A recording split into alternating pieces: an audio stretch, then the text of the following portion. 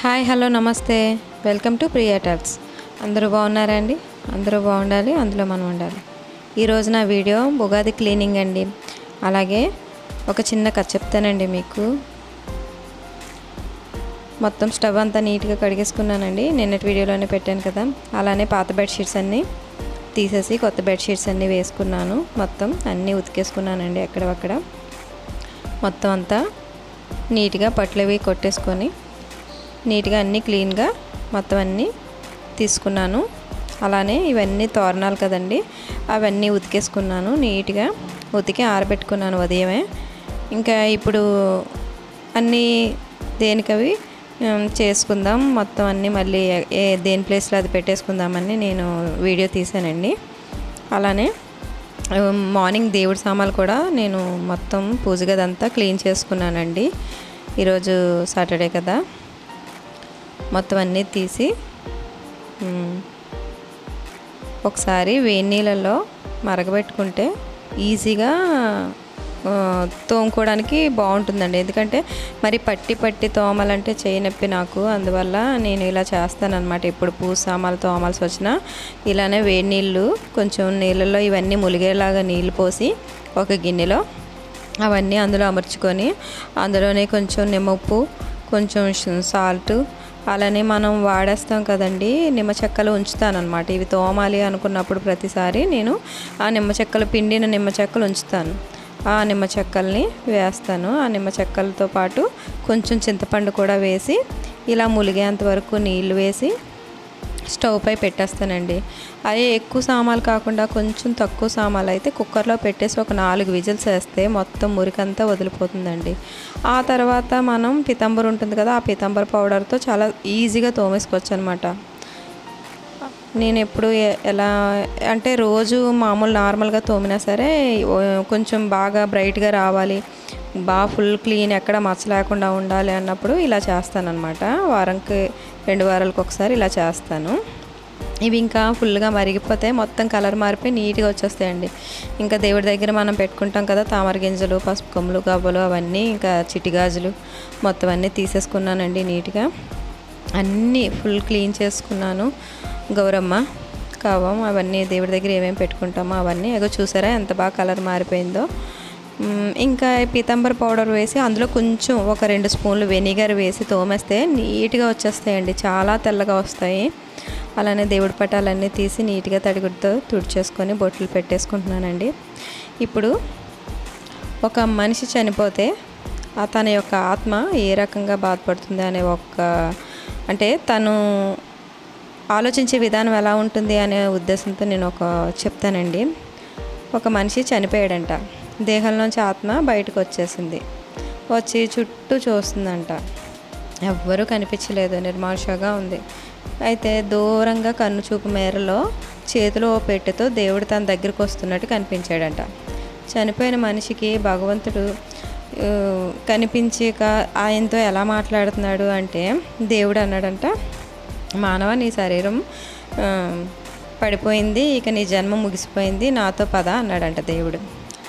దానికి ఆ మనిషి అన్నాడంట, అయ్యో ఇంత త్వరగానా, నేను నా భవిష్యత్తు గురించి ఎన్నో కలలు కన్నాను స్వామి అన్నాడంట. దేవుడు అన్నాడంట, తప్పదు నాయన, నీవు నాతో రావాల్సిన సమయం వచ్చేసింది అన్నాడంట. అప్పుడు ఆ మనిషి అన్నాడంట, నా కోసం తెచ్చిన ఆ పెట్టెలో ఏముంది, అది నా కోసమేనా, ఆ పెట్టి నాకేనా, ఒకసారి తెరిచి చూపిస్తావా అన్నాడంట. దేవుడు అన్నంట, నీకు చెందినవే ఉన్నాయి కానీ అవి నువ్వు కూడబెట్టుకున్న సంపదకు కొన్నవేం కాదు అన్నాడంట. నువ్వు కూడబెట్టుకున్న సంపదే అన్నాడంట. అప్పుడు మనిషి అన్నాడంట, నావా అయితే ఒకసారి చూపి, నా బట్టలా, నా డబ్బులా, నా భూమి పత్రాలా, నా ఆస్తులా, నా నగలా అని అడిగాడంట. దేవుడు అన్నాడంట, అవి ఎప్పటికీ నీవు కాదు నాయన, అవన్నీ భూమివే, ఇక్కడే ఉంటాయి, నువ్వు మనిషివి అన్నాడంట. మనిషి అన్నాడంట, పోనీ నా జ్ఞాపకాల దాంట్లో ఉన్నాయి అన్నాడంట. అప్పుడు దేవుడు అన్నాడంట, కాదు, జ్ఞాపకాలు ఏవి కాలానికి చెందినవి, జ్ఞాపకాలు అనేవి కాలగర్భంలోకే వెళ్ళిపోతాయి, అవి నీతో పాటు రావు అన్నాడంట. అప్పుడు మనిషి మళ్ళీ అన్నాడంట, అయితే నా ప్రతిభ ప్రజన ఉండుంటాయి, నేనేమేమి సాధించాను అవి ఉంటాయి అన్నాడంట. అప్పుడు దేవుడు అన్నాడంట, నీ పరిస్థితులు అనేవి నీవి కావు అన్నాడంట. అంతే కదా, పరిస్థితులు నీవి కావు అన్నాడంట. దేవుడు మళ్ళీ మనిషి అన్నాడంట, అయితే నా స్నేహితులు అందులో ఉన్నారు, ఏదో ఒకటి చూపించు స్వామి అన్నాడు. దేవుడు అన్నాడంట, వారు కేవలం నీతో కొద్ది దూరం వచ్చి ప్రయాణం చేశారు అంతే, వాళ్ళు నీతో రారు, నీతో కొంతకాలం ప్రయాణం చేశారు అన్నాడంట. ఆ మనిషి అన్నాడంటే మళ్ళీ, అయితే నా భార్య బిడ్డలా అన్నారట. వారు నీతో కలిసి నాటకంలో పాల్గొన్నారు, వాళ్ళ పాత్రలు ఇంకా అక్కడే ఉన్నాయి, నీ పాత్ర ముగిసిపోయింది నాయన అన్నాడంట.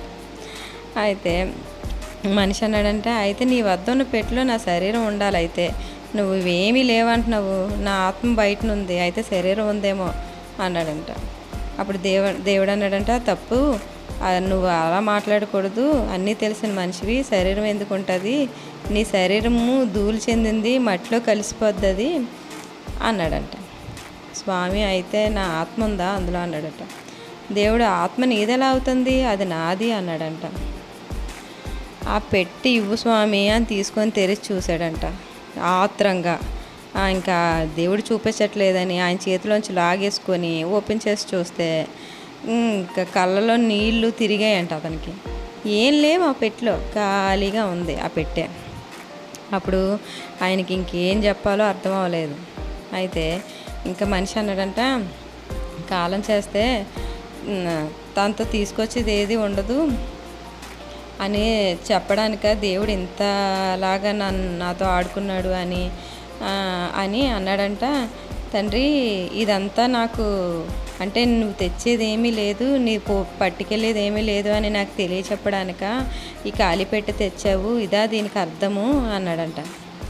అప్పుడు మళ్ళీ తనలో తను అనుకున్నాడంట మనిషి, బతికున్నంతకాలం నా వాళ్ళు అన్నీ నావే, ఇవన్నీ నాకే అని ఆస్తో ఆరాటంతో పరుగులు పెడతాం కదా మనందరం, పరమాత్మ స్మరణ మరిచాను నేను అని చాలా బాధపడ్డాడంట. ఆ పరమాత్మ స్మరణ ఒక్కటే మనతో పాటు వస్తుంది, అదే మన యొక్క స్థితిని గతిని, అంటే మన యొక్క ఉనికిని చనిపోయినా బతికున్నా చాటుతుంది, ఇవేవి నాతో రావన్నమాట, నేను ఇంత మూరుకున్నా అని తనలో తనే బాధపడ్డాడంట. మన స్వామి చివరిగా అడుగుతున్నాను అని ఒక్క మాట అడుగుతాను, నాకు చెప్తావా దేవుడిని అడిగాడట. ఏంటి నాయనా చెప్పు అన్నాడంట దేవుడు. నాది అనేది ఏమైనా ఉందా అసలు, నాకు కొంచెం చెప్పు తండ్రి అని చాలా ప్రార్థనగా దీనంగా అడిగాడంట.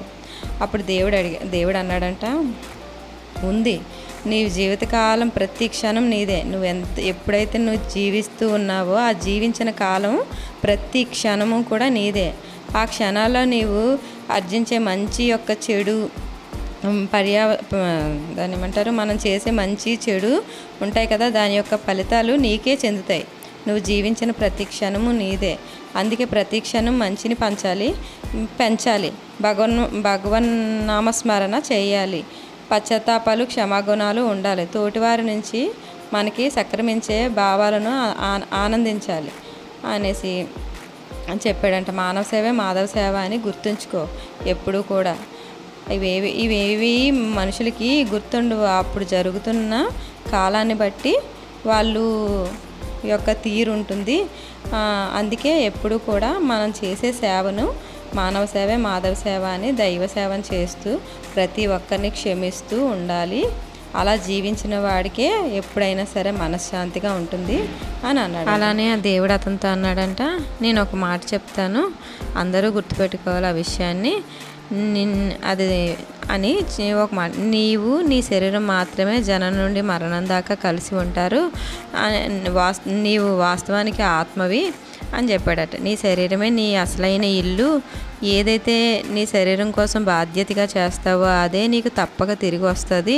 నీవెంత ఎక్కువగా శ్రద్ధ శరీరం కోసం చూసుకుంటావో, శరీరాన్ని నిన్ను శ్రద్ధగా చూసుకుంటావో, నీవేం తినాలి, నీవేం చేయాలి, ఒత్తిడిని ఎలా ఎదుర్కోవాలి, నీవెంత విశ్రాంతి తీసుకోవాలి అనేవి మాత్రమే నీ శరీరం స్పందన నిర్ణయిస్తాయి, గుర్తుంచుకో అని చెప్పాడంట.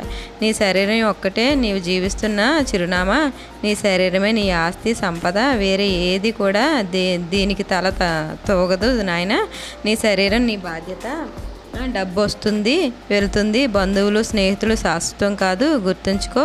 నీ శరీరానికి ఎవరు సహాయం చేయలేరు ఒక్క నీవు తప్ప. ఊపిరితిత్తులకు ప్రాణాయామం చేయాలి, అలాగే మనసుకు ధ్యానం, చెయ్యాలి, శరీరానికి యోగా చెయ్యాలి, గుండెకి నడవాలి, ప్రేగులకేమో మంచి ఆహారం తీసుకోవాలి, ఆత్మకు మంచి ఆలోచనలు కావాలి, సమాజం కోసం మంచి పనులు చేయాలి, 1-2 సార్లు ఆలోచించి అన్నీ మంచి పనులే చేయాలి అని చెప్పి అవన్నీ ఆయన చెప్పాడంట దేవుడు మనిషికి. అసలు ఈ జీవితంలో అసలైన తోడు ఎవరు? అమ్మ, నాన్న, భార్య, భర్త, కొడుక, కూతుర, లేకపోతే స్నేహితుల, బంధువుల, లేకపోతే వాళ్ళు ఏమంటారు చుట్టాల, బామర్దుల, ఎవరు కాదు, లేదా ఇంకా ఎవరు కాదా? అసలు నీ నిజమైన తోడు నీ శరీరమే. ఇది నీ శరీరం నీకు సహకరించకపోతే, ఏ రోజైతే నీ శరీరం నీకు సహకరించదో నీ దగ్గర ఎన్ని కోట్లు ఉన్నా, ఎంతమంది డాక్టర్లు ఉన్నా, జనాలున్నా ఏమీ చేయలేరు, సాగనంపడం తప్ప. ఒక్కసారి నీ శరీరం అనేది స్పందించడం ఆగిపోయిందనుకో, ఎవ్వరూ నీ దగ్గర ఉండరు. ఇది మర్చిపోకు నాయన అని చెప్పాడంట. అనేసి అప్పుడు చెప్పాడంట, నీవు నీ శరీరం మాత్రమే జన్మ నుండి మరణం దాకా కలిసి ఉంటారు నాయన, ఇది మాత్రం ఎన్నటికీ మర్చిపోకు. ఇవాళ ఇంక ఇక్కడితో నీ పాత్ర ముగిసిపోయింది, నీవే కాదు ప్రతి ఒక్కరూ ఇది గుర్తుపెట్టుకోవాలి అని చెప్పేసి ఆయన ఆ పెట్టెతో సహా అంతర్ధానం అయిపోయాడంట, మాయమైపోయాడు. అలా అన్నమాట. అందుకే మనం ఎప్పుడు కూడా ఏది శాశ్వతం కాదు, ఏది మంది కాదు.